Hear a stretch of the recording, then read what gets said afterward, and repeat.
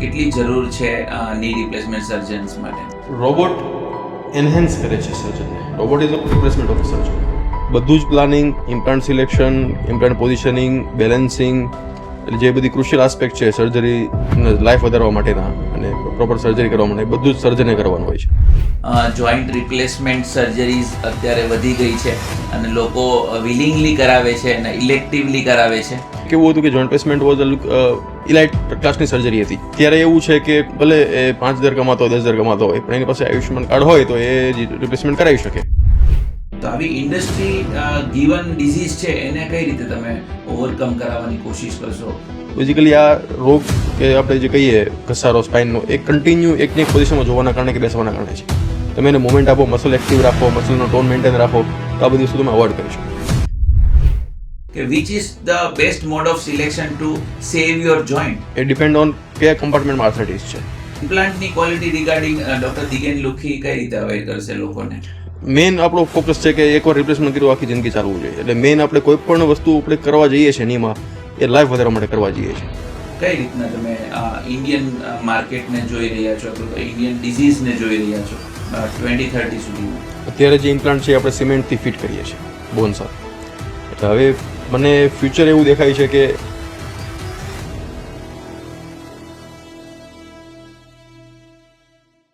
Once again ફરી એક વખત આપ સૌનું સ્વાગત છે ડ્રીમ ચાઇલ્ડ ગર્ભ સંસ્કાર પ્રેઝન્ટ VMA પોડકાસ્ટ સિરીઝમાં. As you all know that કે આપણે હર હંમેશ એક ફિનોમિનલ પ્રેક્ટિશનર અને સ્પીકરને તમારી સમક્ષ રજૂ કરતા હોઈએ છીએ અને it's a proud privilege and honour movement for me that આજે VMA પોડકાસ્ટ સિરીઝની અંદર સાઉથ ગુજરાતના one of the famous joint replacement surgeon, ortho surgeon doctor Digen Lukhi આપણી વચ્ચે હાજર છે. વેલકમ ટુ ધ શો દિગનભાઈ. થેન્ક યુ રમેશભાઈ, thank you for having me. દિગનભાઈ, ફર્સ્ટ ઓફ ઓલ તો મારે એમ સમજવું છે કે આટલા રિઝર્વ પર્સન કે જે સોશિયલી ક્યાંય જતા નથી અને આજે અમને પોડકાસ્ટમાં મળ્યા છે એનું કારણ શું છે? આમ why you make yourself reserve? કે તમે ફોકસ છો પ્રેક્ટિસમાં કે you don't like to be the digitalize અને સોશિયલ મીડિયા પર નથી આવવું ને લાઈક દેટ?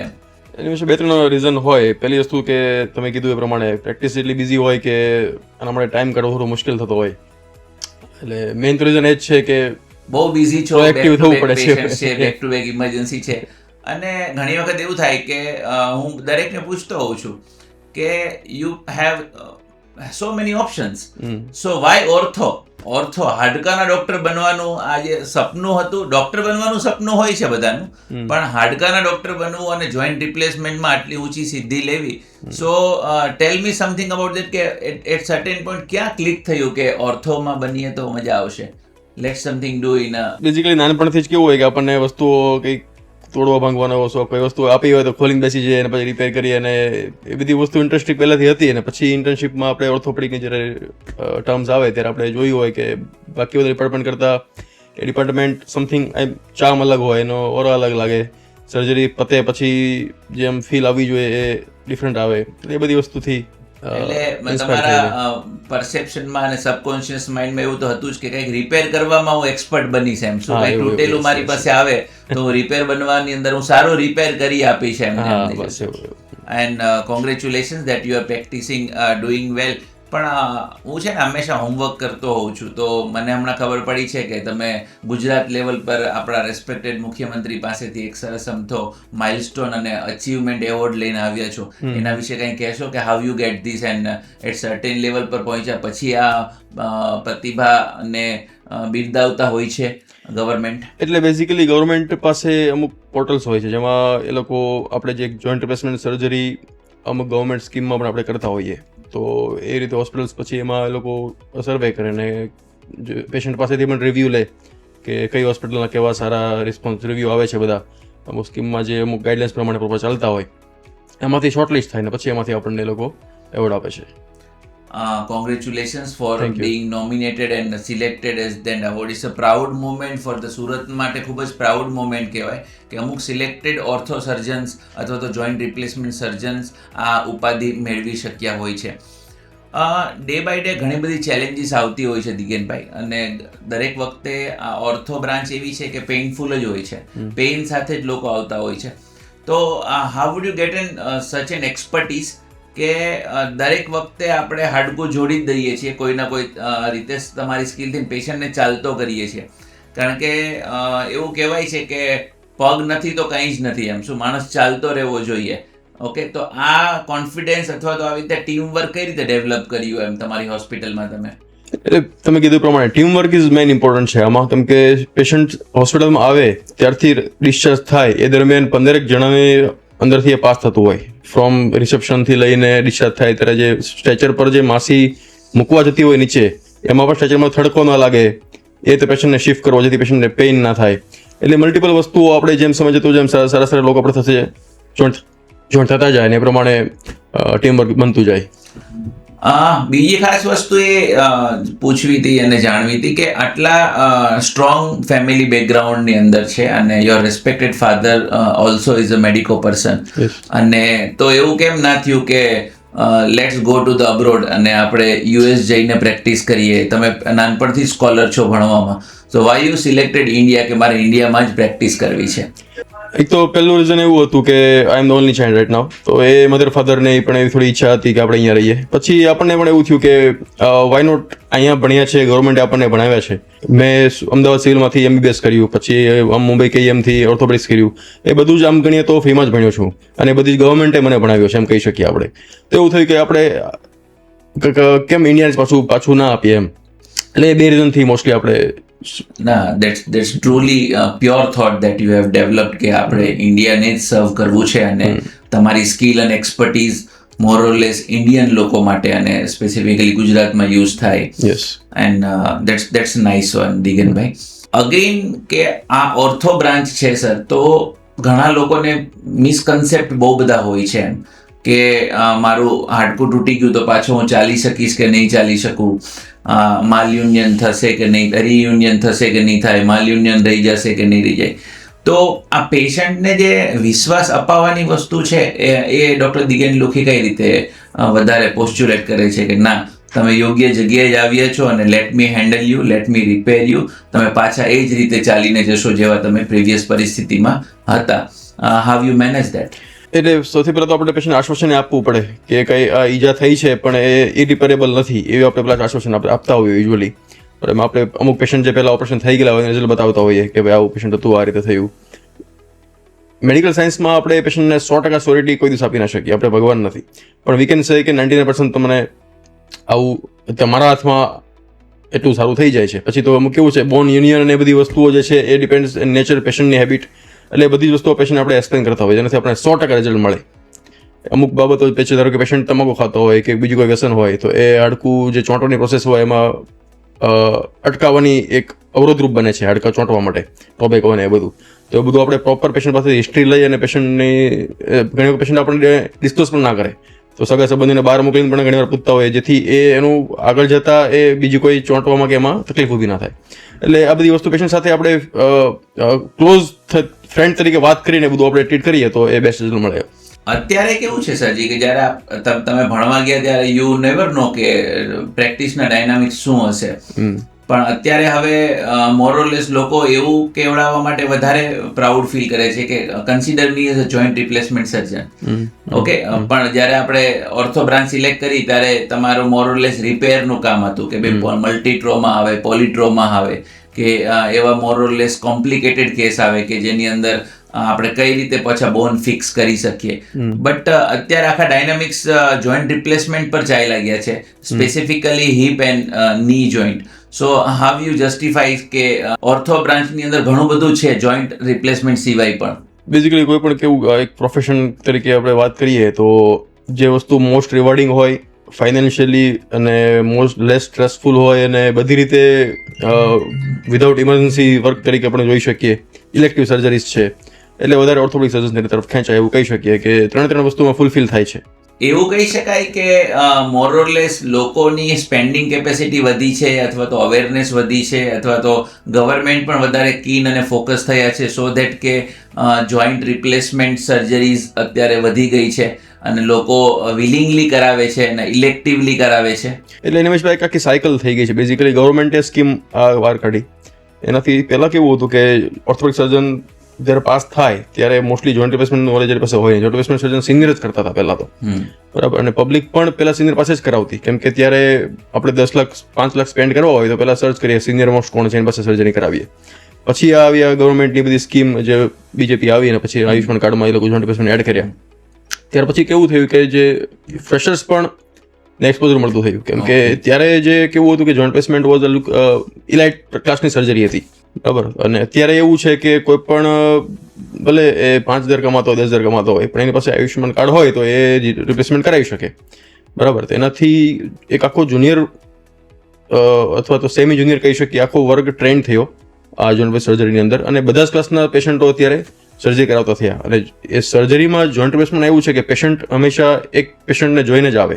એક ગામની અંદર 2 જણાએ કરાવી હોય તો જ એ ગામમાંથી પેશન્ટો આવે. કોઈ ગામમાં પેશન્ટ કોઈ થયા નથી ત્યાંથી પેશન્ટ જલ્દી માને નહીં, કેમ કે એને જોયું જ ન હોય કે આ ખરેખર આવું થાય, ગોઠણ આખો બદલી નવો નાખવો એવું કરતા હશે કે એવું લોહીના ફુવારા ઉડતા હશે, એ બધી એને બીક હોય બેઝિકલી. એટલે જેમ જેમ ગામમાં બધે પેશન્ટ જતા ગયા, લોઅર મિડલ ક્લાસમાં લોઅર ક્લાસના પેશન્ટો બધા ગામમાં પહોંચતા ગયા, તેથી પેશન્ટો વધારે કન્વિન્સ થતા ગયા. અને અત્યારે એ મેઇન અવેરનેસ એના કારણે વધી છે કે ઓલરેડી અમુક લાખ 2 લાખ 3 લાખ જેવા જોઈન્ટ તો થઈ ગયા છે ગુજરાતની અંદર, જેનાથી જોઈને જ પેશન્ટો કન્વિન્સ થાય હવે બેઝિકલી. આપણે એકબીજાને ઘણા ટાઈમથી ઓળખીએ છીએ સર, અને હું તમારી પ્રેક્ટિસની ફ્લરિશનેસ પણ જોઉં છું, અને તમે ખૂબ જ સારી અને સાયલન્ટ પ્રેક્ટિસ કરો છો. તો મેં કોઈ દિવસ ડોક્ટર દિગેન લુખીને રસ્તા પરના હોર્ડિંગ્સમાં કે બ્રાન્ડિંગ માર્કેટિંગમાં નથી જોયા. તો તમે નંબર ગેમમાં નથી અત્યારે કે આટલા સફળ ઓપરેશન કરનાર doctor Digen Lukhi. So how you get the patients by the skills, by the approach યા ફિર branding and marketing? How you justifies કે પેશન્ટ કઈ રીતે આવવા જોઈએ? મોસ્ટલી ઓર્ગેનિકલી આપણે જોઈએ તો એ વર્ડ ઓફ માઉથથી પેશન્ટ આઈડિયલી આપણે જે પેશન્ટ ટ્રીટ કર્યા છે એ જ બીજા પેશન્ટ આપણને રેફર કરે, બરાબર. અને ક્લોઝ ફ્રેન્ડ્સ હોય કે એમને ખ્યાલ હોય કે આપણી સ્કિલ સારી છે ને એ આપણે રેફર કરે, એ 2 સોર્સથી અત્યારે મોસ્ટલી આપણે વર્ક કરતા હોઈએ. સો તમે હજી એ લેવલ પર જવા નથી માંગતા કે હું સોશિયલ મીડિયા બ્રાન્ડિંગ કરું, હોર્ડિંગ્સ બ્રાન્ડિંગ કરું, આઉટડોર મલ્ટીમીડિયા યુઝ કરું ને તમારી સ્કિલ, કે તમે સ્કિલફુલ છો એ મને ખાસ ખબર છે, અને ઘણા બધા ડોક્ટરોને પણ ખબર છે કે આપણા એરિયાની અંદર વન ઓફ ધ બેસ્ટ ની રિપ્લેસમેન્ટ સર્જન છે. સો દિગેન લુખીનું સ્કિલ અને એની હોસ્પિટાલિટી અને એની એક્સપર્ટીઝ સમાજના દરેક વર્ગ સુધી પહોંચે એના માટે ડોક્ટર દિગેન લુખી શું કરી રહ્યા છે? એના માટે આજે નિમેશભાઈ સાથે પોડકાસ્ટ કરી રહ્યા છીએ. આ પોડકાસ્ટનું માધ્યમ તો કેવું છે દિગેનભાઈ કે આપણે સમાજમાં એક અવેરનેસ લાવવા માંગીએ છીએ કે તમે જે મિથ ક્રિએટ કરીને બેઠા છો ને કે મારો સાંધો નહીં બદલવાનો હોય તોય બદલી નાખશે તો, અથવા તો મને ખરેખર અડધા સાંધાની જરૂર છે કે નહીં, તો અમારો અને વરાછા રોડ મેડિકલ એસોસિએશનનો એવો અપ્રોચ છે કે અમે one of the most best ethical પ્રેક્ટિશનરને અમે સમાજ સમક્ષ મૂકવાની કોશિશ કરીએ છીએ કે તમારે જરૂર હશે તો જ એ તમારું ઓપરેશન કરશે. No doubt you are well capable enough to have the mediclaim policy અથવા તો ગવર્મેન્ટની યોજના અથવા તો જે પણ કંઈ જરૂર હોય. તો મારે આના વિશે થોડી વાત કરવી છે કે ફૂલ રિપ્લેસમેન્ટ, હાફ રિપ્લેસમેન્ટ, માઇક્રોપ્લાસ્ટી, ટકપ્લાસ્ટી અથવા તો નેચરલ ની replacement, can you tell me something about that? કે બહુ કન્ફ્યુઝન છે, ઇવન મેડિકો પર્સનને અને નોન મેડિકોને પણ બહુ કન્ફ્યુઝન છે કે which is the best mode of selection to save your joint. Please tell me something about that. Basically આર્થરાઇટિસની treatment stage પર ચાલતી હોય કે બોનની ઉપર જે કાર્ટિલેજ કરીને કોટિંગ આવે, એ કોટિંગ જેમ વેર થતું જાય એમ આપણે સ્ટેન્ડિંગ એક્સરે કે ઉભા રહીને આપણે એનો એક્સરે પડીએ એની પરથી આપણને જે ગેપ દેખાવો જોઈએ એ ધીમે ધીમે ઓછું થતું જાય. એની ઉપરથી 1, 2, 3 ને 4 મીન્સ કે બોન ઓન બોન, એટલે બંને હાડકા ટચ થઈ ગયા, નીના ફીમર ને ટીબિયા બંને ટચ થઈ ગયા, ઇઝ ગ્રેડ ફોર આર્થરાઇટિસ.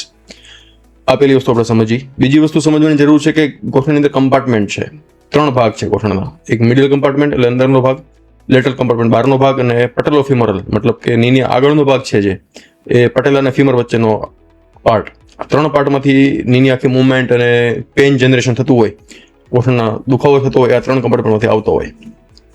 હવે ઇનિશિયલી ફર્સ્ટ ને સેકન્ડ સ્ટેજ હોય ને એની યુઝ્યુઅલી ટ્રીટમેન્ટ આપણે બહુ બેઝિક છે કે NSAID, એન્ટી ઇન્ફ્લામેટરી આપીએ, ફિઝિયોથેરાપી આપીએ, બ્રેસ આપીએ, એક્ટિવિટી મોડિફિકેશન કહીએ, ગ્રાઉન્ડ લેવલ એક્ટિવિટી બધી બંધ કરી દેવાની. તો આ બધી વસ્તુથી 1 ને 2 ટ્રીટ થઈ જાય યુઝ્યુઅલી. થર્ડ ગ્રેડમાં જ્યારે બોન ટુ બોન ટચ થવાની તૈયારી હોય ત્યારે અમુક ઇન્જેક્શનની જરૂર પડતી હોય પેશન્ટ્સને, જેમાં આપણે માર્કેટમાં જોવા જોઈએ તો 4 જાતના ઇન્જેક્શન યુઝ્યુઅલી આવતા હોય કે PRP આવે, કેનાકોટ સ્ટેરોઇડ ઇન્જેક્શન આવે, હાઇલ્યુરોનિક એસિડ ઓઇલનું ઇન્જેક્શન આવે. એટલે આ બધાથી ગ્રેડ 3 ટ્રીટ થઈ જાય. હવે મેઇન આવી ગ્રેડ 4 દેટ ઇઝ સર્જરી. ચોથા સ્ટેજમાં આવ્યા પછી એ સર્જરી તરફ કેસ જતો હોય, અને એની અંદર તમે પૂછ્યું એ પ્રમાણે કે હાફની રિપ્લેસમેન્ટ કે ટોટલની રિપ્લેસમેન્ટ, બરાબર, એ ડિપેન્ડ ઓન કયા કમ્પાર્ટમેન્ટમાં આર્થરાઇટિસ છે. જો ફક્ત મિડલ કમ્પાર્ટમેન્ટ આર્થરાઇટિસ હોય, એટલે અંદરનો ભાગ જ ફક્ત અડધો ભાગ જ ઘસાયેલો હોય, આગળનો પટેલોફિમરલ, બહારનું લેટરલ કમ્પાર્ટમેન્ટ બંને સારો હોય, તો એ તમે પાર્શિયલની રિપ્લેસમેન્ટ, એનું બીજું નામ છે ટક્સપ્લાસ્ટી, એનું ત્રીજું નામ છે માઇક્રોપ્લાસ્ટી, એનું ચોથું નામ છે યુકેઆર. એટલે આ બધી વસ્તુઓ એ પાર્શિયલની રિપ્લેસમેન્ટ આપણે એટલે અડધો સાંધો બદલીને કરી શકીએ. પણ જો સાથે એમને એસીએલ કરીને લિગામેન્ટ હોય, એ ટેર થઈ ગયો હોય, બહારની બાજુની ગાદી ખરાબ હોય, બહારની બાજુનો કાર્ટિલેજ ખરાબ હોય, પટેલોફિમરલ આર્થરાઇટિસ સિવિયર હોય, તો આ બધી વસ્તુઓમાં ફક્ત યુકેઆર કરીએ તો બાકીનું પેઇન જનરેટિંગ બંધ ના થાય. તો એવા પેશન્ટમાં ટોટલની રિપ્લેસમેન્ટ કરવું પડે. અને બીજી વસ્તુ કે પેશન્ટની એક્ટિવિટી લેવલ, યંગ એજનું પેશન્ટ હોય તો એમને આપણે આઈડિયલી પટેલોફિમરલ થોડું ઘણું એક્સેપ્ટ કરી લઈએ. 50 થી આજુબાજુ નીચેની ઉંમર હોય તો, કેમ કે ટીકેઆરની લાઈફ છે અમુક, બરાબર. અને યુકેઆર ધારો કે પેશન્ટને 20-25 વર્ષ પણ ખેંચી આવે તો પછી એના પાસે ટીકેઆરનો ઓપ્શન રહે. યંગ એજમાં આપણે ટીકેઆર કરી નાખીએ 45 આજુબાજુમાં, તો પછી એને 60-65 વર્ષે સેકન્ડ સર્જરીની જરૂર પડી શકે, બરાબર. એટલે પડે જ. બીજું જોઈન્ટની આમ લાભ તમે ઓન લેબોરેટરીમાં તમે એ લોકો જે ટેસ્ટિંગ કરતા હોય એમાં 25-30 વર્ષ કે 20 વર્ષ કહેતા હોય, પણ આપણું જે લાઈફસ્ટાઈલ છે, નીચે બેસવાનું, નીચે બેસીને ઊભા થાવ, એના માટે સર્જરી કરાવે છે લોકો કે ભાઈ નીચે બેસતા થઈએ. ખરેખર નીચે બેસીને ઊભા થાવ એટલે બોડી ઉપર ગ્રેવિટી લાગે, એટલે અગેન્સ્ટ ગ્રેવિટી તમે ઊભા થાવ છો એટલે બોડી વેઇટ ઇન્ટુ ગ્રેવિટી થઈ જાય. એટલે 6 થી 7 ગણો વજન બોડી 50 કિલોગ્રામ હોય તો 300 કિલોગ્રામનો વેટ નહીં ભરાવતો હોય. એટલે that will lead to loosening of the implant, polywear, એટલે જે પ્લાસ્ટિક હોય એનો વેર થઈ જાય, ઘસાઈ જાય, બરાબર. એટલે આ બધી વસ્તુઓ આપણે કન્સિડર કરીએ આપણો ઉઠબેઠની રહેણીકરણી પ્રમાણે આપણા સમાજમાં, તો એ લાઈફ તમારે 20-25 વર્ષ જ ગણવી પડે. ઘણી વખત એવું કહેતા હતા કે મતલબ ઘણા પેશન્ટ આપણી પાસે આવતા હોય છે અને એવું કમ્પેર કરતા હોય છે કે આ તો મોડર્ન ડે સર્જરીઝ છે, બધી ઇક્વિપમેન્ટ્સ આવવા માંડ્યા છે અને બધું થઈ ગયું એટલે લોકો સર્જરી કરતા થઈ ગયા છે. અમારા વડવાઓને ક્યાં આવે સર્જરીની જરૂર હતી, અથવા તો અમારા ગામમાં તો કોઈ નહોતું કરાયું. તો આ મિથને આપણે કઈ રીતે જસ્ટિફાઈ કરીએ કે એ ટાઈમે પણ હતું, પણ તમારી પાસે એવી કોઈ સ્કિલ અથવા તો એવા કોઈ સ્કિલફુલ સર્જન નહોતા કે તમારા આ રોગમાંથી તમને મુક્ત કરાવી શકે. ને રાઈટ નાઉ ટેકનોલોજી એટલી આગળ વધી ગઈ છે કે આપણે ડાયગ્નોસિસ કરીને તમને આર્થરાઇટિસમાંથી બહાર કાઢી શકીએ. આવું કોઈ કે તો તમે કઈ રીતે જસ્ટિફાઈ કરો કે પહેલાના જમાનામાં તો આવું કાંઈ નહોતું, હવે તો મોડર્ન ડે આવી ગયા છે એટલે તમે સર્જરી કરવા માંડ્યા છો બધા? પહેલાના જમાનામાં લાઈફ એક્સપેક્ટન્સી તમે જુઓ તો 60 વર્ષની 65 વર્ષની હતી મારા હિસાબે. આજથી તમે 100 વર્ષ પહેલા જુઓ તો કોઈ એટલું લાંબુ જીવતું નહીં હોય, કંઈ ને કંઈ. તો અત્યારે મોડર્ન મેડિસિન બધી આવી કે તમને 90 વર્ષ સુધી જીવાડી દે પરાણે, ના જીવવું હોય તોય. તો એ આર્થરાઇટિસ પ્રોગ્રેશન આઈડિયલી 60 વર્ષથી જ થવાનું છે. ત્યારે પણ હશે નો ડાઉટ, પણ એ દવા કે એનાથી કે કોઈ પર ચલાવતા હશે કે એ ટાઈમે ઇન્વેન્શન રિપ્લેસમેન્ટનું 90s-90માં થયું છે, બરાબર. એટલે એની પહેલા તો કઈ હતું નહીં આવ્યું કઈ, એટલે કઈ NSAID મેડિસિન તેને ચલાવતા હોય. અને આપણે તમે કીધું આપણે જોઈએ પ્રમાણે કે એ ટાઈમે લાઈફ એક્સપેક્ટન્સી ઓછી હોય તો આર્થરાઇટિસ ડેવલપ થવા હોય તો એમનું જીવન પૂરું થઈ ગયું હોય. એટલે એ બધા આસ્પેક્ટ હોઈ શકે એમાં. પણ સૌથી મહત્વની વસ્તુ એ છે કે લોકો પાસે કન્ફ્યુઝન છે. કન્ફ્યુઝન એ છે કે હું સ્કિલફુલ સર્જન સિલેક્ટ કરું કે મારે રોબોટ પાસે જવું જોઈએ. કારણ કે રોબોટ જે રીતે માર્કેટ થઈ રહ્યું છે કે રોબોટિક ની રિપ્લેસમેન્ટ સર્જન, સો ક્યાંક ને ક્યાંક એવું લાગે છે કે વ્યક્તિ વિશેષ કરતા રોબોટને પ્રમોટ કરવામાં આવી રહ્યા છે ને એનાથી તમારી સ્કિલ હાઇડ થઈ રહી છે, એક સ્કિલફુલ સર્જનની સ્કિલ હાઇડ થઈ રહી છે. એવી રીતે સોશિયલ મીડિયા અથવા તો હોર્ડિંગ્સ કે ત્યાં પર રોબોટ પ્રમોટ થઈ રહ્યા છે. તો what you tell about something regarding કે રોબોટ કેટલી જરૂર છે ની રિપ્લેસમેન્ટ સર્જન્સ માટે? રોબોટ એનહેન્સ કરે છે સર્જનને. Robot is not a replacement of surgeon. પહેલી વસ્તુ આપણે સમજીએ કે રોબોટ આપણે ગોઠણ ખોલી ગોઠણ એક્સપોઝ કરીને રોબોટને આપી નથી દેવાનું કે ભાઈ સર્જરી કરી નાખ. બધું જ planning, implant selection, implant positioning, balancing, જે બધી ક્રુશિયલ આસ્પેક્ટ છે સર્જરી લાઈફ વધારવા માટેના અને પ્રોપર સર્જરી કરવા માટે, બધું જ સર્જને કરવાનું હોય છે. અને ઇન્ટરઓપરેટિવલી પણ રોબોટમાં 3-4 જાતના રોબોટ અલગ અલગ આવે છે. કોઈ પણ રોબોટ ઇન્ટરઓપરેટિવલી અટકે તો હેન્ડઓવર તો સર્જને જ કરવું પડે. એટલે સર્જનની સ્કિલ પહેલાં તો હોવી જ જોઈએ કે ટોટલ પ્રાઇમરીની રિપ્લેસમેન્ટ એને વિધાઉટ રોબોટ અમુક કર્યા હોય પછી રોબોટ તરફ શિફ્ટ થાય, that is more ideal rather then starting with robot. કેમ કે અમુક એરર અમે પણ જોઈ છે રોબોટિક કરતા હોય ત્યારે કે એ એરર બધી તમે you cannot overcome without your knowledge, કે તમને નોલેજ ન હોય બેઝિક રિપ્લેસમેન્ટ તો તમે ઓવરકમ કરી ના શકો, સર્જરી અટકી જાય તમારી, બરાબર.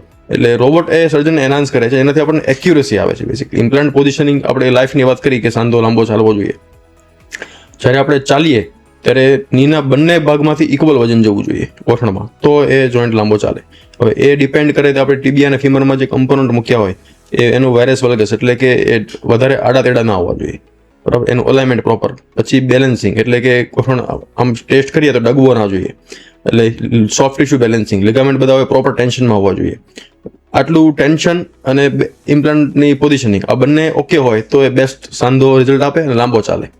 એટલે એ બંનેની એક્યુરેસી આપણે 1000-2000 સર્જરી 5000 સર્જરી કરી નાખી આપણને તો ખ્યાલ આવી જ જાય, પણ આપણે 100% શ્યોર હોવું હોય આપણે, તો એ આપણને રોબોટ એમ હેલ્પ કરે છે ઓકે, પ્રોપર પ્રિસાઇઝ કટ લેવા માટે.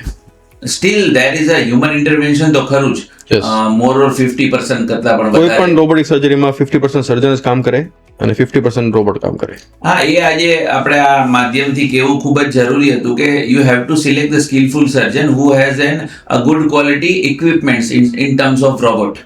Yes. Okay, day by day innovation અને ઇન્વેન્શન તો થતા રહેતા હોય છે. સો ડોક્ટર દિગેન લુખી ઇન્ટરનેશનલી ક્યાં ક્યાં જાય છે પોતાની સ્કિલને એન્હાન્સ કરવા માટે, અને જેથી કરીને આપણા દર્શકોને અને આપણા ઓડિયન્સને ખબર પડે કે તમે ડેઈલી અપડેટ થઈ રહ્યા છો અને જે પણ નવા મોડ આવે છે સર્જરીના એને તમે એક્વાયર્ડ કરીને ઇમ્પ્લિમેન્ટ કરો છો. So how you go to the અલગ અલગ વર્કશોપમાં કે કઈ જગ્યાએ જતા હોવ છો? Usually yearly Indian society of hip એન્ડની સર્જન્સ કહીએ એની કોન્ફરન્સ હોય છે, જે અલગ અલગ સ્ટેટમાં ડેવલપ થતી હોય છે, એ આપણે એટેન્ડ કરતા હોઈએ. જેનાથી આપણને રિસન્ટ એડવાન્સીસ જે હોય બધા હોય, અથવા તો કોઈ પણ સર્જરી કંઈક અલગ રીતે થતી હોય, અત્યારે આપણે નવું ઇન્વેન્શન મલ્ટિપલ આપણે કોન્ફરન્સમાં જઈએ તો આપણને ખ્યાલ આવે કે લોકો આ રીતે પણ અલગ અલગ સ્ટેપ જે પેશન્ટની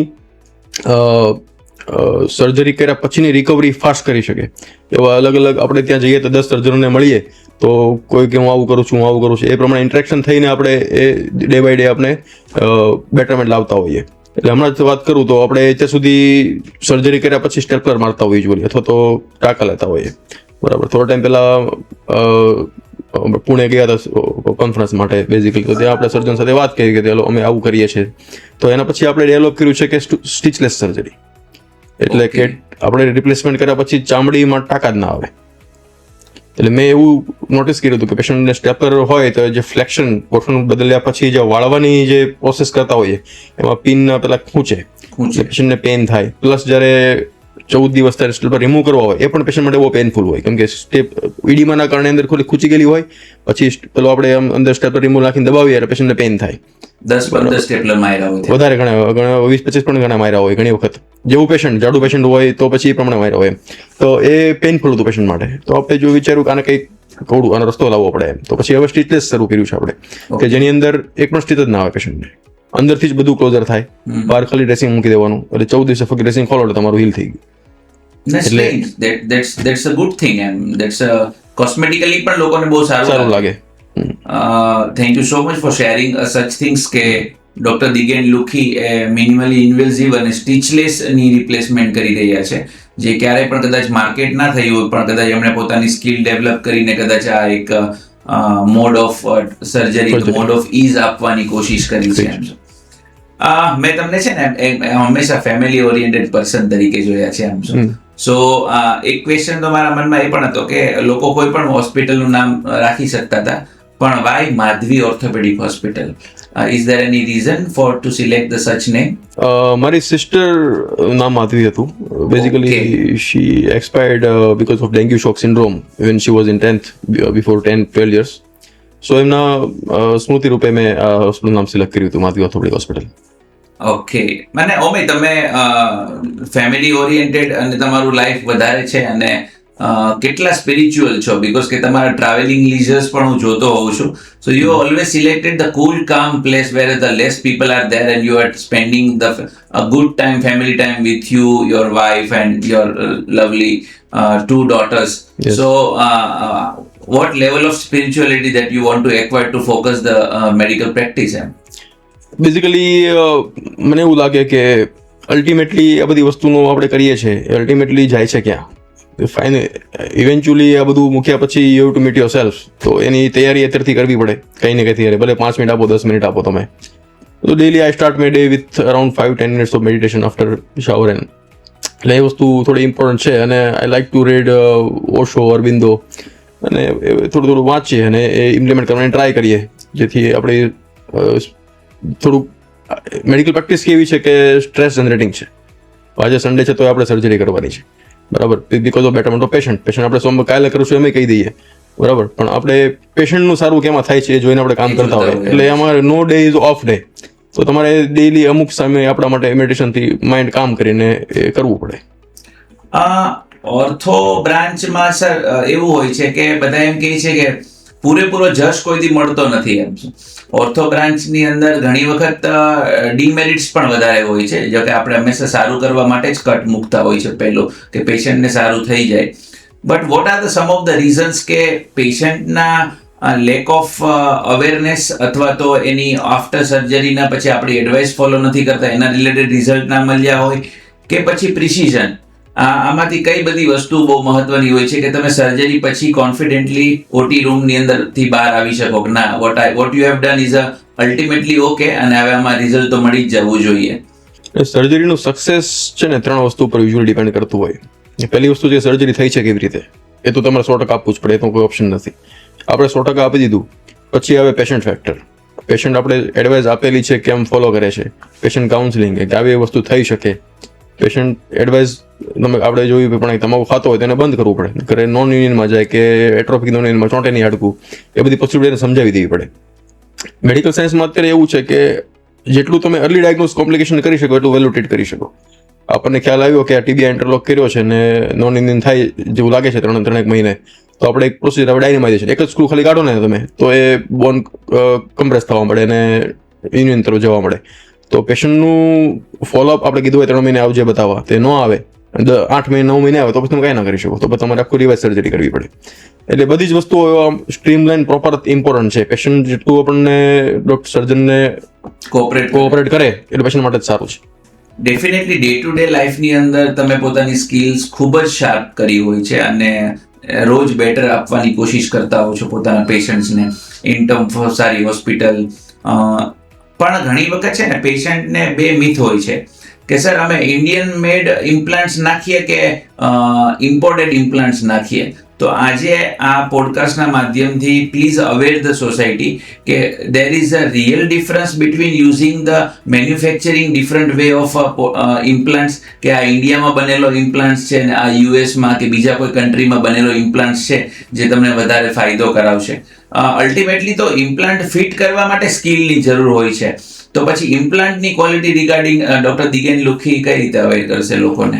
આપણે એવું સરળ ભાષામાં કે જેટલું ખાંડ નાખો એટલું ગળ્યું થાય એવું આપણે કહેતા હોઈએ, બરાબર. હવે આમાં ઇમ્પ્લાન્ટના જે મટીરિયલ હોય, ધારો કે આપણે મેઇન આપણો ફોકસ છે કે એકવાર રિપ્લેસમેન્ટ કર્યું આખી જિંદગી ચાલવું જોઈએ. એટલે મેઇન આપણે કોઈ પણ વસ્તુ આપણે કરવા જઈએ છીએ એમાં એ લાઈફ વધારવા માટે કરવા જઈએ છીએ, બરાબર. બાકી કોઈ વસ્તુ માટે એના કઈ વસ્તુ મારા સાહેબ હતા કે એમ કહેતા કે તમે કોઠણમાં ખાલી કપર કાપી મૂકો ને તો 5 વર્ષ ચાલે. એટલે એવું કંઈ બીજું હાર્ડ એન્ડ ફાસ્ટ એમાં કંઈ ફરક નથી પડવાનો, પણ મેઇન વસ્તુ લાઈફ. હવે ઇમ્પોર્ટેડ ઇમ્પ્લાન્ટ જે હોય ને બધા, એનું ફોર્જિંગ સારું હોય, એનું જે પ્લાસ્ટિક આવે એ પ્લાસ્ટિક હાઈલી ક્લોસ્ટ્રિંગ પોલીઇથિલિન, એટલે જે આપણે સરળ ભાષામાં સાદું પ્લાસ્ટિક જેવું જ દેખાય, પણ એ ફ્રિક્શન ઘસારના કારણે નેનો પાર્ટિકલ જે નીકળવા જોઈએ, આપણે ફ્રિક્શનના કારણે પ્લાસ્ટિકના માઇક્રો પાર્ટિકલ નીકળે, એ જેટલા ઓછા નીકળે એટલી લજોટની લાઈફ વધે. એટલે આ બધી વસ્તુઓ સ્ટાન્ડર્ડાઇઝ હોય એવું આપણે પરસેપ્શન લાગે, અને એ રીતે આપણે જાણીએ કે સ્ટાન્ડર્ડ કંપની હોય, બ્રાન્ડેડ કંપની હોય તો એનું બધું સ્ટાન્ડર્ડાઇઝ હોય. એટલે એ વસ્તુ આપણે એક ફર્સ્ટ થઈ. અને બીજી વસ્તુ કે આ બધી અમુક ઇમ્પોર્ટેડ કંપનીઓએ જોઈન્ટની ઉપર કોટિંગ ચાલુ કર્યા છે કે સરફેસ વધારે સ્મૂથ તમે કઈ રીતે કરી શકો. તો ટાઇટેનિયમ નાઇટ્રેટનું અત્યારે કોટિંગ વાળા જોઈન્ટ આવે છે, જેને ગોલ્ડ સરળ ભાષા આપણે બધા ગોલ્ડની કરતા હોય, એ ખરેખર દેખાય ગોલ્ડ જેવું, એટલે એને બાયોનિક ગોલ્ડ તરીકે ઓળખવામાં આવે. તો એ સરફેસ સ્મૂથ થવાના કારણે હજી ફ્રિક્શન ઓછું કર્યું. પ્લાસ્ટિક તો હાર્ડ બનાવ્યું અને સરફેસ સ્મૂથ કરી નાખી જેથી ફ્રિક્શન ઓછું થાય અને જોઈન્ટની લાઈફ વધે. એટલે ઇમ્પોર્ટેડ જોઈન્ટ વાપરવા જોઈએ. જો આપણી ઉંમર 80 વર્ષની ઉંમર હોય ને તમે પછી પેશન્ટને કોઈ પણ જોઈન્ટ નાખો, એને કોઈ 15-10 અન્નમય ચાલવાનું છે, અને એટલી લાઈફ પેશન્ટની એક્સપેક્ટ કરીએ તો 90-95 થઈ જાય. જોઈન્ટ રિલેટેડ તો ઓકે છે, but regular the પોલિટ્રોમા implants, nail નાખ્યા કે પછી કોઈ રોડ ફિટ કર્યો કે વાયરિંગ છે, તો આનામાં પણ ક્વોલિટી ડિફરન્સ હોય છે. એમાં યુઝ્યુઅલી ડિફરન્સ હોય છે સ્ટેનલેસ સ્ટીલ અને ટાઇટેનિયમમાં. એ બે ઇમ્પ્લાન્ટ યુઝ્યુઅલી ટ્રોમામાં આપણે યુઝ કરતા હોઈએ, અને સ્ટેનલેસ સ્ટીલ અને બીજું હવે ટાઇટેનિયમ. તો ટાઇટેનિયમના અમુક ફાયદા છે. આઈડિયલ ટ્રોમામાં ટાઇટેનિયમ યુઝ કરવું જોઈએ. એના 2-3 ફાયદા છે. પહેલો ફાયદો એવો હોય કે જે ઠંડુ ગરમ થવાની ક્વોલિટી હોય મેટલની, એ અમુક વિન્ટરમાં જોયું હોય કે કળે કે આ તે વોટેવર, એ આમાં ટાઇટેનિયમમાં ઓછું હોય. ઓકે. બીજી વસ્તુ કે કોઈ પણ બોડીની અંદર ઇમ્પ્લાન્ટ જાય એટલે બેક્ટેરિયા હવામાંથી જવાના જ છે. બોડીના એન્ટીબાયોટિક આપી હોય, બોડીનું નેચરલ ઇમ્યુનિટી એને નાશ કરી દે, એની ઉપર બાયોફિલ્મ બની જાય, જેથી ઇન્ફેક્શન ના થાય. બોડી આ નેચરલ મિકેનિઝમ છે, પ્રોસેસ, એની ઉપર કવર કરી નાખે બોડી આપણું ઇમ્પ્લાન્ટની ઉપર. તો અમુક વખત કેવું હોય કે બેક્ટેરિયા અને બોડીની વચ્ચે રેસ ચાલતી હોય ઇમ્પ્લાન્ટ નાખ્યા પછી, કે કોણ જલ્દી વહેલું બાયોફિલ્મ બનાવે. બરાબર છે. બેક્ટેરિયા મલ્ટીપ્લાય કરી બાયોફિલ્મ બની નાખે પહેલા જ, તો પછી એ બોડી એનું કાંઈ ન કરી શકે. પછી એમાં કોઈ એન્ટીબાયોટિક પણ ના પહોંચે અને એ પછી ઇન્ફેક્શન થઈ જાય. તો જે બેક્ટેરિયા ઇમ્પ્લાન્ટ સાથે ચોંટવાની પ્રોસેસ જે છે એ ટાઇટેનિયમમાં ઓછી છે.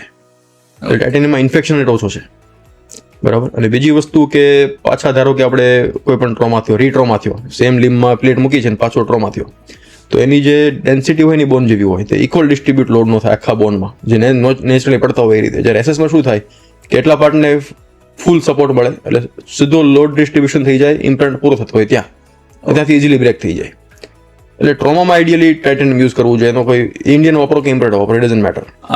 ઇન્ડિયન્સ લોકોની અંદર ડેફિશિયન્સલી કેલ્શિયમ ન્યુટ્રિશન્સ બહુ ઓછા હોય છે, અને કેલ્શિયમ ડેફિશિયન્સીના લીધે મોરઓરલેસ પાછલા જીવનની અંદર હાડકા નબળા પડવા, હાડકા પોચા પડવા, આ બધા પ્રોબ્લેમ્સ બહુ આવતા હોય છે.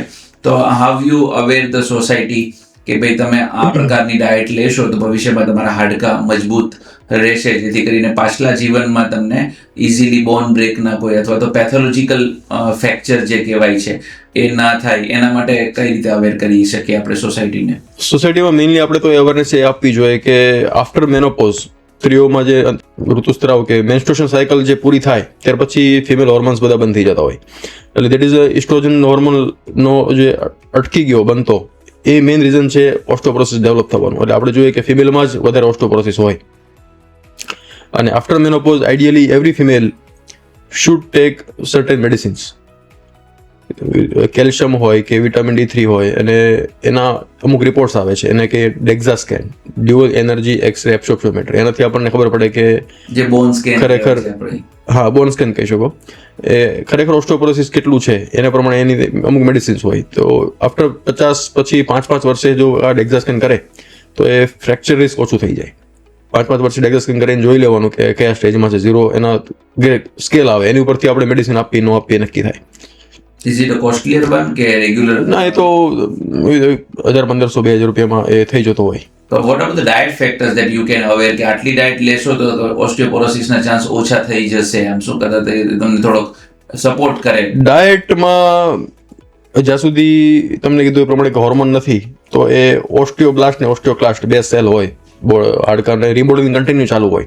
હવે આ હોર્મોન્સ બંધ થયા એટલે ઓસ્ટિયોક્લાસ્ટની એક્ટિવિટી વધી જાય, અને ઓસ્ટિયોબ્લાસ્ટ ધીમા ધીમા કામ કરતા હોય. એને કારણે હાડકા છિદ્રાળુ થઈ જાય. બેઝિકલી સરળ ભાષામાં કહીએ તો કે ઉદય થઈ ગઈ હોય, લાકડામાં કેમ દબાવ ખાડું પડી જાય, હાડકા બરડ થઈ ગયા હોય બેઝિકલી. તો ડાયટ ફેક્ટરમાં સ્ત્રીઓ માટે એક સોયાબીન આપણે યુઝ્યુઅલી હું આપતો હોય કે સોયાબીનમાં ફાઇટો એસ્ટ્રોજન આવે, એટલે નેચરલી કુદરતે બનાવેલું ઇસ્ટ્રોજન છે એ સોયાબીન કઠોળમાં છે, અને હાઈ અમાઉન્ટ ઓફ પ્રોટીન છે. એટલે આઈડિયલી જો મેનોપોઝ પછી ડેઇલી થોડું સોયાબીન જો પેશન્ટ લેતું હોય તો એ સોયાબીનથી બે ફાયદા થઈ જાય. એક તો ઓસ્ટોપોરોસિસ માટે આ મળી ગયું, અને બીજું કે બિલ્ડિંગ બ્લોક બોનમાં પ્રોટીન પણ જોઈએ હાડકા માટે. તો એ સોયાબીન અને દૂધમાંથી આપણને કેલ્શિયમ D3 ને બધું મળવાનું છે. એટલે આ બે કોમ્બિનેશન એવી વસ્તુ છે કે તમે બોન હેલ્થ માટે યુઝ કરી શકો. there are so many options out there લોકોને ટ્રીટમેન્ટ કરાવવા માટે, અને લોકો વિન્ડો શોપિંગ એ કરતા હોય છે કે કોની પાસે હું ટ્રીટમેન્ટ કરાવું. પણ ઇમરજન્સીમાં આવું કોઈ હોતું નથી, કારણ કે પોલિટ્રોમા થયું, રસ્તા પર એક્સિડન્ટ થયું, પગ ભાંગી ગયો, એટલે નજીકના કોઈ જગ્યાએ લોકો જઈને ફટાફટ ઇનિશિયલ સારવાર લેતા હોય છે. પણ અગેન આઈ એમ આસ્કિંગ કે વાય દિગેન લુખી અથવા તો વાય માધવી ઓર્થોપેડિક હોસ્પિટલ્સ, કે એવું તો શું આપણે આપી રહ્યા છીએ એથિકલી, શું આપણે સર્વ કરી રહ્યા છીએ કે લોકોને તમારો લાભ વહેલી તકે મળે અને લોકો અવેર થાય કે મારે સુરતની અંદર આ જગ્યાએ જવું જોઈએ, કારણ કે સુરતની પેરીફેરીમાં પણ બારડોલી, બિલીમોરા, વ્યારા, નવસારી એવા નાના સેન્ટર છે, અંકલેશ્વર, ભરૂચ છે, અથવા તો મહારાષ્ટ્રના કોઈ નજીકના કોઈ સેન્ટરમાંથી તમારા સુધી કોઈ દર્દી પહોંચે, એના માટે વાય ડોક્ટર દિગેન લુખી અથવા why Madhavi orthopaedic hospital? First of all કે પેશન્ટને અત્યારે જે લેટેસ્ટ સારવાર ઉપલબ્ધ હોય એ ઇન્ડિયા કહો કે યુએસ કહો કે ગમે ત્યાં કહો, એ આપણી પાસે ઉપલબ્ધ હોય.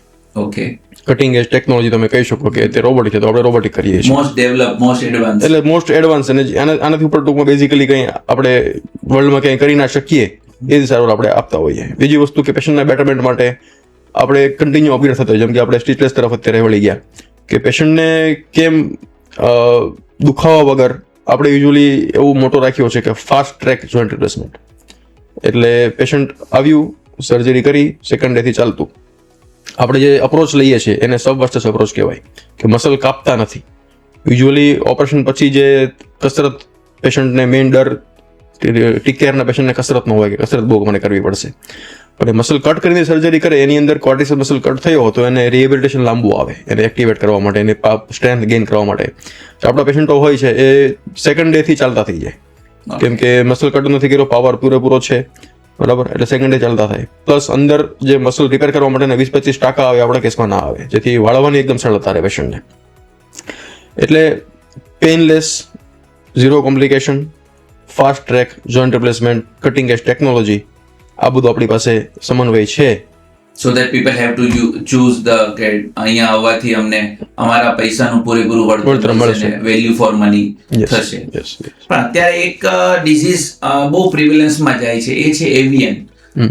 એવિયન માટે લોકોને તમે કઈ રીતે અવેર કરશો કે વેન યુ ફર્સ્ટલી ડાયગ્નોઝ કે તમને કોકે એવિયન કીધું છે તો કેટલા દિવસની અંદર તમારે સર્જરી કરાવી લેવી જોઈએ, અધરવાઇઝ તમને રિઝલ્ટ જ નહીં મળે સર્જરી કરાવ્યા પછી પણ?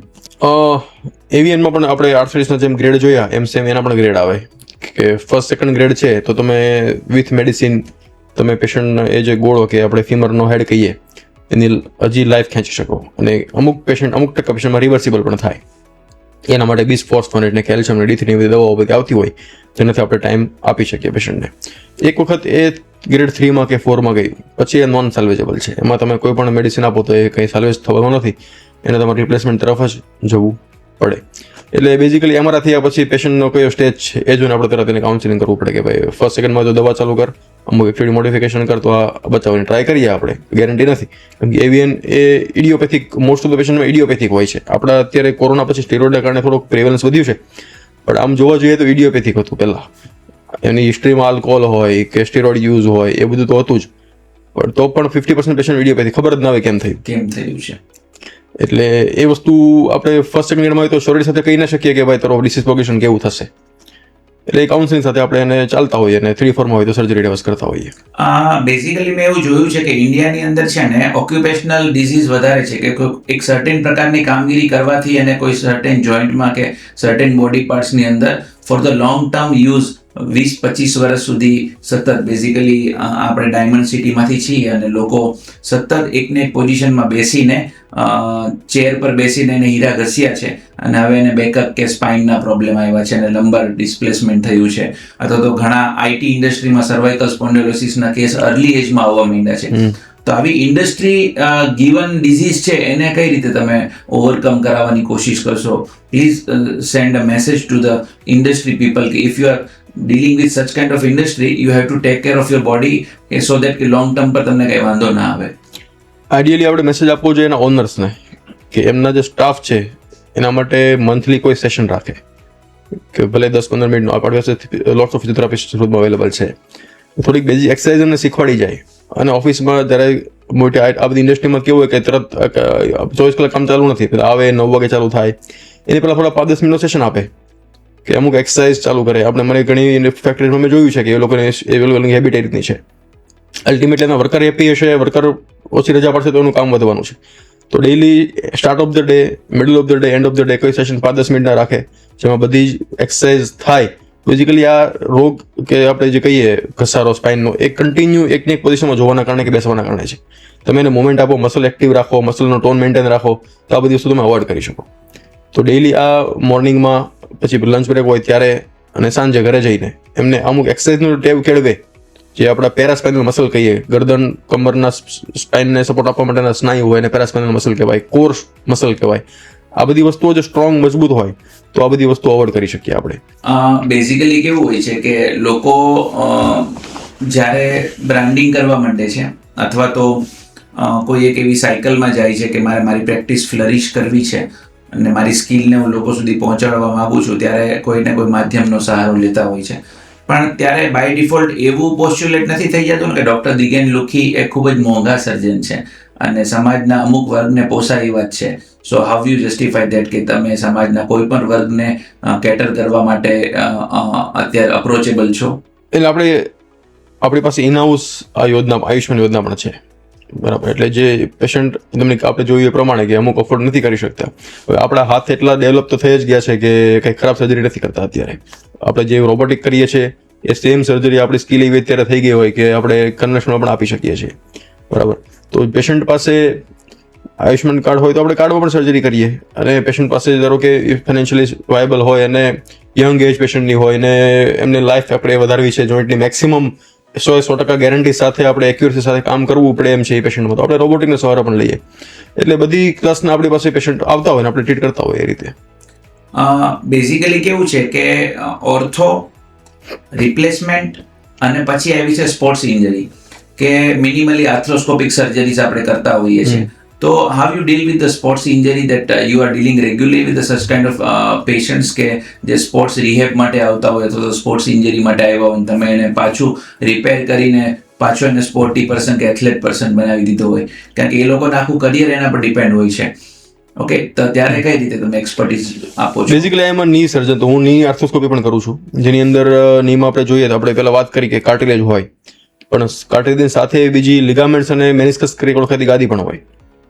લિગામેન્ટ અને એ આપણે ગોઠણને સ્ટેબિલિટી આપે. કોઈ પણ સ્પોર્ટ્સ રમવું હોય તો એનું પિવટિંગ, આમથી આમ જે ટ્વિસ્ટિંગ મુવમેન્ટ થતી હોય એમાં બોન અટકી જવું જોઈએ, એ અટકવાનું કામ લિગામેન્ટથી થાય. મોસ્ટ કોમન લિગામેન્ટ જે ડેમેજ થાય છે નીની અંદર એ છે ACL, એટલે આપણે એન્ટેરિયર ક્રુશિયલ લિગામેન્ટ તરીકે ACL ટેર કહેવાય. એટલે એ મોસ્ટ કોમન છે. એ ટેર થાય એટલે પેશન્ટની નોર્મલ ચાલતો લાગે નહીં કાંઈ તકલીફ છે, પણ જેવું દોડવાનું શરૂ કરે, ઉબડખાબડ રસ્તામાં ચાલે અથવા કોઈ અચાનક ટર્ન લે તો ની એનો ફરી જાય, લચકાઈ જાય, બેલેન્સ જતું રહે, બરાબર. તો એને આપણે આર્થ્રોસ્કોપિકલી ટ્રીટ કરતા હોઈએ. હમણાં અમારી પાસે એક ફૂટબોલ પ્લેયર આવ્યો હતો, એ 1 વર્ષ પહેલા આ થયું હતું, પછી because of lack of awareness એને સર્જરી ના કરાવી, પછી રિપીટેડલી ટ્વિસ્ટ થયું 2-3 વાર, તો થર્ડ ટાઈમ એને મેનિસ્કસ ઇન્જરી થઈ ગઈ. એટલે જેટલી વખત બોન ટ્વિસ્ટ થાય એટલે સાથે અંદર ગાદીને પણ ડેમેજ થવાના ચાન્સીસ વધતા જાય. એટલે મેનિસ્કલ ટેર થયું એટલે હવે આપણે એને ડબલ સર્જરી કરીએ, તો મેનિસ્કસ રિપેર કરવાનું, એટલે ગાદી યંગ એજમાં કાઢી ના શકીએ જેથી ઘસારો વહેલો ન આવે, એટલા માટે મેનિસ્કસ રિપેર પણ કરવું પડે, પ્લસ આર્થ્રોસ્કોપિકલી ACL રિકન્સ્ટ્રક્શન, એટલે કે અમુક લિગામેન્ટ બોડીમાં એક્સ્ટ્રા હોય લઈને આપણે ત્યાં મૂકતા હોઈએ. એટલે બંને સર્જરી ભેગી કરવી પડે. પણ એ અત્યારે એડવાન્સીસ એટલા બધા સારા થઈ ગયા છે કે અંદર ઇમ્પ્લાન્ટ પણ એવા આવી ગયા છે કે ઓગળી જાય. બેઝિકલી આપણે ઓગળવાવાળા સ્ક્રૂ તરીકે ઓળખીએ ACL ની અંદર, કે ટ્રાય કેલ્શિયમ ફોસ્ફેટ, કેલ્શિયમના સ્ક્રૂ સરળ ભાષામાં હોય, એટલે બોનમાં લિગામેન્ટ આપણે ટેમ્પરરી તો એને બોન સાથે મર્જ થઈ જાય અને લિગામેન્ટ પાછું બોન સાથે ચોંટી જાય. એટલે બધી એડવાન્સીસના કારણે એ પેશન્ટ અત્યારે સારું પાછો રમવા મળ્યો છે. એટલે બેઝિકલી એ વેલ ટ્રીટેબલ છે. ઘણી વખત કેવું હોય કે લોકો ઇમ્પ્લાન્ટ નખાવે પછી તરત ક્વેશ્ચન પૂછતા હોય છે અને કાઢશું ક્યારે સર આપણે? સો અંદર રહેવા દેવાનો એવો કોઈ લિમિટ હોય છે કે પછી લાઈફ લોંગ એ રહી શકે અને કાઢી નાખીએ તો વધારે સારું પડે? કારણ કે આફ્ટર ઓલ તો ફોરેન બોડી જ છે આપણા માટે. બેઝિકલી અપર લિમ્બ ને લોઅર લિમ્બમાં પગમાં કંઈ પણ નાખ્યું છે તો it has to come out, અને અપર લિમ્બમાં છે ઓપ્શનલ છે. Lower limb weight bearing bone છે, એટલે તમારે કન્ટિન્યુ એની પર ચાલવાનું છે, કે લોડ બેરિંગ બોન કહી શકીએ, કે કોઈ પણ ટ્રોમા ઇન્જરી થવાના ચાન્સીસ એમાં થતા હોય વધારે.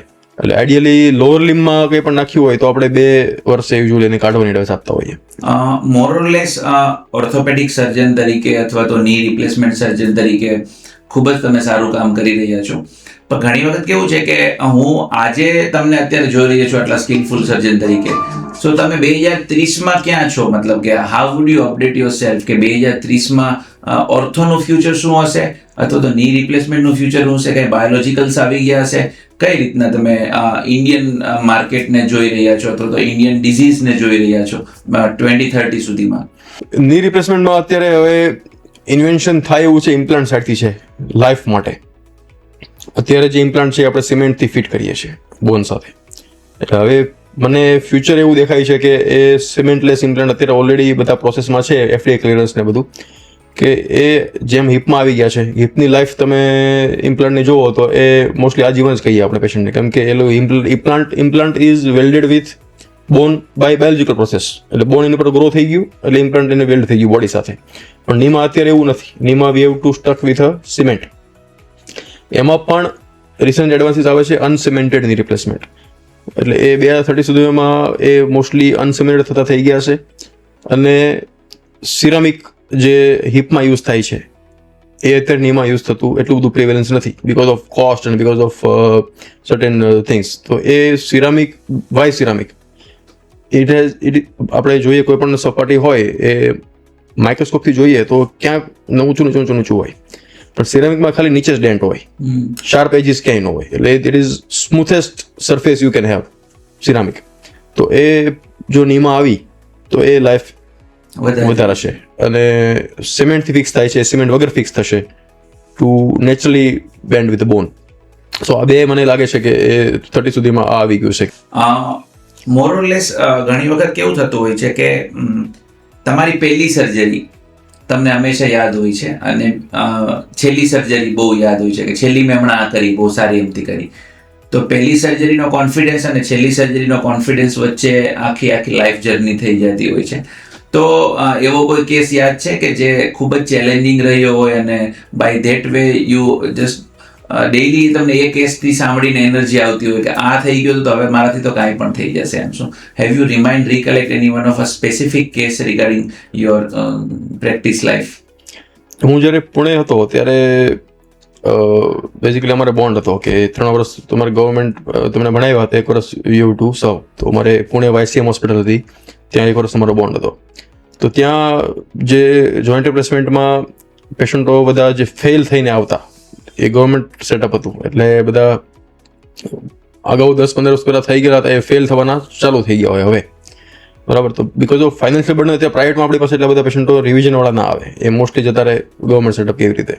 તો ત્યાં જે રિવિઝન્સ અમે કર્યા એટલે એના ઉપરથી પ્રાઇમરી તો આપણે શીખી ચૂક્યા હતા પહેલાંથી, પણ જે રિવિઝન કરવાથી જે કોન્ફિડન્સ તમારો વધે કે આ ફેલ થયેલી સર્જરી તમે પાછું નવું ફિટ કરી, કે રિવિઝન સર્જરી આખી ડિફરન્ટ બોલ ગેમ છે.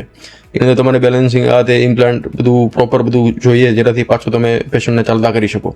એટલે એ જે રિવિઝન સર્જરીઓ બધી કરી એના ઉપરથી કોન્ફિડન્સ ઘણો આપણે વધે કે એ તો કરી ચૂક્યા, હવે બધું ગમે તે કરી શકીએ એમ. કરી શકીએ, પ્રો લેવલ પર આપણું કામ થઈ ગયું. હા, એવું. હું દરેકને પૂછતો હોઉં છું અને રિક્વેસ્ટ પણ કરતો હોઉં છું કે સર ડેઈલી પ્રેક્ટિસમાં આપણી પાસે ઘણા એવા અનનેચરલ ને એવા ક્વેશ્ચન્સ આવતા હોય છે જેને આપને વિચાર આવે કે આને આટલી કેમ ખબર નથી એમ, અથવા તો આ કેમ અવેર નથી.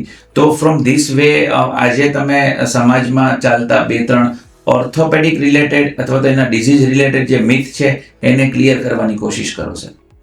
પહેલી વસ્તુ છે ને, હું રૂટીન પ્રેક્ટિસમાં જોતો હોઉં છું આ વસ્તુ કે મળ ઉતારવો કે ટચક્યું ઓળંગવું, આ 2 સૌથી મોટી મિથ આપણી બાજુમાં વધારે છે. એક હમણાં થોડા દિવસ પહેલા એક ડિસ્ટલ ફિબ્યુલર ફ્રેક્ચરનું પેશન્ટ હતું, સ્વેલિંગ હતું. મેં કીધું તમારે સ્લેબ મારવો પડે, પછી પાછું કાચ કન્વર્ટ કરો. પેશન્ટ કે ફાઇનાન્શિયલી બહુ સ્ટેબલ નહોતું. મેં કીધું વાંધો નહીં, તમે 3 દિવસ જાઓ ઘરે, સ્વેલિંગ ઉતારીએ પહેલાં આપણે સીધું કાસ્ટ મારીએ, તમે ડબલ ખર્ચો ના થાય. તો એ ભાઈ કોઈ મરડવડન બોલાય આવ્યો. ઘરે આવીને બેને આમ તેમ કંઈક મળ્યું બધું. જે સ્ટેબલ ફ્રેક્ચર હતું, જગ્યા ઉપર હતું, એને આખું ડિસ્પ્લેસ કરી નાખ્યું. એટલે હવે એક તો પૈસા નથી, પૈસા ઓછા કરવા માંડું ત્યારે ડૉક્ટર ઉપર પહેલાં તો તમારે વિશ્વાસ રાખવો પડે. એક્સરે કર્યો છે, ઓર્થોપેડિક સર્જને તમને કીધું છે, એ એટલું ભણ્યા છે, તો તમારે વિશ્વાસ રાખવો પડે કે એ બરાબર હોય. તમે મળુતરોને બોલાવીને આમથી આમ બધું કરાવ્યું, હવે એનો પછી પ્લેટ નાખવી પડશે હવે. એટલે અલ્ટિમેટલી નુકસાન પેશન્ટનું જ થવાનું છે. સ્વેલિંગ વધ્યું, હાડકું ડિસ્પ્લેસ થઈ ગયું. એટલે આ મળ ઉતારવો, ટચક્યું ઓળંગવું, એ બધું એ થોડીક આપણી માન્યતાઓ તરફ જે છે એનાથી દૂર જવાની જરૂર છે. You mean to say that કે doctors are more better than hardware પણ અત્યારે એટલા એક્સપિરિયન્સ થઈ ગયા છે કે એમને ખ્યાલ આવે છે ક્યારે રિફર કરી દેવા પેશન્ટને, જેટલું મને એક્સપિરિયન્સ છે. અત્યારે યંગ જનરેશન આડવીની આવી ગઈ છે, હવે જૂની જનરેશન નથી. આપણી પબ્લિક, આપણી જે પોપ્યુલેશન છે એ આડવી પાસે જવાની જ છે. You can not stop them, એ તો જશે જ, કેમ કે because of may be financial situation. તો બેટર છે કે હાર્ડવેરને ટ્રેન કરી નાખીએ. એટલે મારા જ કંટોકમાં જેટલા જ હાર્ડવેર છે એને મેં ટ્રેન કર્યા છે કે ભાઈ તમારે આટલું તમે કરી શકો, તમને આંતી કંઈ એવું લાગે એટલે તમારે રિફર કરી દેવાના. એટલે ઘણા પેશન્ટો આપણે જોઈએ અમુક હાર્ડવેર જે નથી પ્રોપર કામ કરતા, પેશન્ટ પછી પાછળથી હેરાન થાય. રેડિયો સ્ટ્રક્ચર હોય તો પાટા માર્યા કરે અને પછી માલવેન્ટ થઈ જાય, પછી કાંઈ થઈ ના શકે. એટલે એક્સરે જોતા એટલીસ્ટ એમને આવડી જાય અને ખબર પડે કે ક્યાં શું કરવું પડે એમ છે. એટલું આપણે ટીચ એઝ ઓર્થોપેડિક સર્જન આપણો રોલ એવો હોવો જોઈએ કે આપણે પબ્લિકને હેલ્પ કરવી છે તો આપણે હાર્ડવેરને ટીચ કરી દઈએ કે ભાઈ તમે આમ કામ કરજો. અને one of the next myth that you are suffering from, કે પેશન્ટ તમને આવા ક્વેશ્ચન પૂછતા હોય ત્યારે પ્લીઝ. મોસ્ટલી એ ખાવા પીવાની મિથ જે છે કે ઓપરેશન પછી તમારે ખાટું કે આથાવાળું કે અમુક વસ્તુઓ નહીં ખાવાની, એ પણ એક મિથ કહી શકો કે complete depend on patient body. કે તમને કોઈ દવા લઈએ છે એનાથી જો એસિડિટી વગર થતું હોય તો તમારે બધું બંધ કરવાનું હોય. બાકી એવું ખાટું આથાવાળું કે કોઈ ખાવા પીવાના ફેરફારથી તમને કંઈ ઇન્ફેક્શન, ભાત ખાવાથી ઇન્ફેક્શન થઈ જાય ને એ બધી વસ્તુઓ જે થોડી મિથ છે એ ડિપેન્ડ્સ ઓન પેશન્ટ હોય છે. પેશન્ટના બોડીમાં શુગર હોય તો આપણે ભાત બટેકા ના પડતા હોય, એટલે એ કોમન બધા માટે નથી. એટલે એ વસ્તુઓ એક રૂલ તરીકે વર્તવા કરતા ડોક્ટરને સાથે સલાહ સૂચન કરી અને પછી તમે ડિસિઝન લઈ શકો. એક સ્ટ્રોંગ બેકગ્રાઉન્ડ ફેમિલીમાંથી આવો છો દિગેનભાઈ તમે. યોર ફેમિલી ઇઝ બેઝિકલી 25 વર્ષ કે 30 વર્ષ પહેલાનું કરીએ તો કનેક્ટેડ વિથ ડાયમંડ્સ ઓનલી, અને બહુ વેલ સ્ટેબલ ને વેલ ટુ ડુ ફેમિલી, સમાજમાં આટલું સ્થાન. તો તમારા ફેમિલીએ જે આ વૃક્ષ ઉછેર માટેની ચળવળ ચલાવી છે કે અમે મેક્સિમમ કોન્ટ્રીબ્યુટ કરશું સોસાયટીને, કે જેથી કરીને ગ્રીનરી વધારે ને વધારે આપણે વાવી શકીએ સુરતના સિટીમાં. તો એના વિશેની કાંઈક માહિતી કે how your family connected with the green revolution. મારા કઝિન છે શૈલેષભાઈ નંદેશભાઈ, જેકે સ્ટાર, આપણે તમે રસ્તામાં જતા છો તો ભાઈ જોયા હશે પાંજરામાં જેકે સ્ટારનો લોગો લાગેલો હોય છે. એટલે એ આખા સુરતમાં as a part of social service એક કહી શકીએ. બીજી સર્વિસ તો એ લોકો ઘણી બધી કરે છે, બટ એ કુદરતમાં ડાયરેક્ટલી કંઈ આપવું હોય, આપણે કુદરતને કંઈ આપવું છે ડાયરેક્ટલી, કુદરતે આપણને એટલું બધું આપ્યું હોય ને કંઈક ડાયરેક્ટલી આપવું હોય તો એક વિચાર એમને આવ્યો કે આપણે આ કરીએ એમ. તો અત્યારે એમના આપણે રિઝલ્ટ પણ જોઈએ છે કે એનાથી અમુક જે ઉનાળો તે વોટેવર ગ્રીન હાઉસ છે તે વોટેવર ઇફેક્ટ ને બધું હજી તો જેમ સમય જશે એમ એ ઘણું ઇફેક્ટ આપણને સારી આપશે.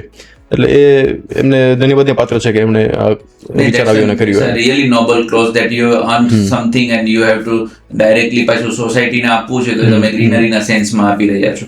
કોઈ પણ વ્યક્તિના જીવનમાં 2-3 વ્યક્તિ ખૂબ જ બહુ મહત્વના હોય છે. મને એવું લાગે છે કે તમારા જીવનમાં ઇનિશિયલી તમારા પપ્પાનો પ્રભાવ બહુ છે, કારણ કે પોતે મેડિકો પર્સન અને ખૂબ જ સારા એવા હોમિયોપેથ અને ડેડિકેટેડ હોમિયોપેથ તરીકે એને ખૂબ જ લાંબી સર્વિસ આપી. તો એના જીવનનો તમારા પર ઘણો બધો અસર હશે, ઇન્ફ્લુઅન્સ હશે. અને finally you got intelligent, knowledgeable better half, કે એ પણ મેડિકો જ છે. So you are really lucky in terms of કે પાછલી જીવન અને આવનારું જીવન બંને મેડિકો પર્સન સાથે, અને પોતે પણ medico. How you balance all this things? થોડીક ડિફિકલ્ટ પણ થાય, કેમ કે પપ્પા હોમિયોપેથ હોય એટલે એમનું બધું ચાલતું હોય સેલ લેવલ પર અને આપણું બધું ચાલતું હોય ડિસીઝ લેવલ પર. એટલે થોડું કોન્ટ્રાસ્ટ થાય, પણ અલ્ટિમેટલી બેલેન્સ કરીએ. પપ્પા પણ એનું અમુક પેશન્ટો અમારા દર ઓર્થોપેડિક ના હોય, એમાં પપ્પા વાત ચાલતી હોય તો એ જાતે જઈને ડોઝ આપી આવે.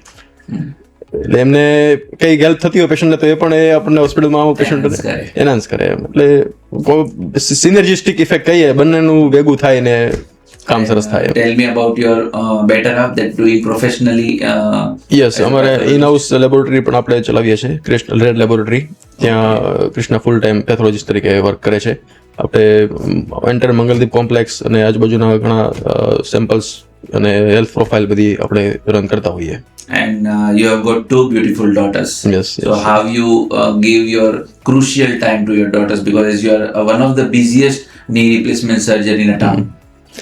બેઝિકલી આફ્ટર 9 to એમનો અત્યારે સ્લીપિંગ ટાઈમ 12 વાગ્યાનો છે, એટલે 9 થી 12 નો ટાઈમ એમનો હોય અને સન્ડેનો આફ્ટરનૂનનો ટાઈમ એમનો હોય. એટલે એ રીતે એટલો અત્યારે આપી શકીએ છીએ. હોપ કે ફ્યુચરમાં થોડુંક and you are taking regularly break that I have seen regularly break લ્યો છો અને આઉટિંગ પર જાઓ છો, તો એની પાછળનો કોઈ સ્પેસિફિક રીઝન છે કે તમારા બ્રેકના ટાઈમ બહુ રેગ્યુલર હોય છે? એમ શું કામ તો તમે બહુ ડિસિપ્લિનમાં જ કરો છો, રેગ્યુલરલી કરો છો, 24/7 કરો છો, પણ તમારા બ્રેક છે ને વેકેશન બ્રેક રેગ્યુલરલી હોય છે, એની પાછળનો થોટ શું છે દિગેનભાઈ? આપણે પેલા જ બેલેન્સ બેઝિકલી આપણે કહીએ કોઈ પણ વસ્તુને કે 1-2 દિવસ તમે કંઈક સ્ટોપ કર્યું હોય ને તો તમને કંઈક નવો વિચાર આવે, એની તમે લૂપમાં કન્ટિન્યુ ચાલ્યા કરો તો એ કંઈ બીજું તમે વિચારવાનો પણ ટાઈમ ના મળે અને કન્ટિન્યુ તમે શું કર્યા કરો છો. એ ફ્રસ્ટ્રેશન એને બર્નઆઉટ આપણા ફિલ્ડમાં કહીએ, મેડિકલ ફિલ્ડમાં બર્નઆઉટ જલ્દી થાય. એટલે એ બર્નઆઉટ આપણે લાંબુ ટાઈમ કામ કરવું છે તો વચ્ચે વચ્ચે આ બ્રેક તો લેવા જોઈએ, ભલે નાના લો, એક દિવસ 1.5 દિવસ. આ મારો યુઝ્યુઅલી બ્રેક 1.5 દિવસનો હોય, શનિવાર આફ્ટરનૂન પછી જઈએ અને સન્ડે પાછા આવી જઈએ. લાંબો બ્રેક વર્ષમાં 2 વાર હોય, એ રીતે પણ એ જરૂરી છે. અત્યારે જે અવિશ્વાસ ઉભો થયો છે મેડિકો પર્સન રિલેટેડ સોસાયટીની અંદર, એને વધારે દળ ના થાય અને તમે એ સેક્ટરમાં નથી તો લોકો તમારા પર પૂરો વિશ્વાસ કરે, એના માટેના તમારા પ્રયાસ શું છે? કારણ કે રોજ બહુ લખાઈ રહ્યું છે ડોક્ટરો વિશે અને ખૂબ જ સોશિયલ મીડિયામાં પણ એટલું જ ફેલાઈ રહ્યું છે. એવા સિનેરિયોની અંદર આપણે ડેડિકેટેડ અને એથિકલ પ્રેક્ટિસ કરવી એ કેટલી ચેલેન્જિંગ હોય છે તમારા માટે? ચેલેન્જિંગ તો ઘણું છે. પેશન્ટનો ટ્રસ્ટ જે એક વખત મેડિકલ ફેટર્નિટી તરફ આપણે આ ન્યૂઝના કારણે જતો રહ્યો હોય એને બિલ્ડઅપ કરવો તો અઘરો છે, પણ એ તમારે એની કમ્યુનિકેશન પેશન્ટ સાથે 2-5 મિનિટ આપી અને એનો કોઈ પણ ક્વેશ્ચનના તમે જ્યાં સુધી પૂરા જવાબ આપી દો એટલે પેશન્ટનો અલ્ટિમેટલી બિલ્ડ ટ્રસ્ટ થતો હોય અને પછી પેશન્ટ વર્ક કરાવતું હોય. એટલે એ કોઈ અઘરી વસ્તુ નથી, પણ આપણે એને ટાઈમ આપવો પડે.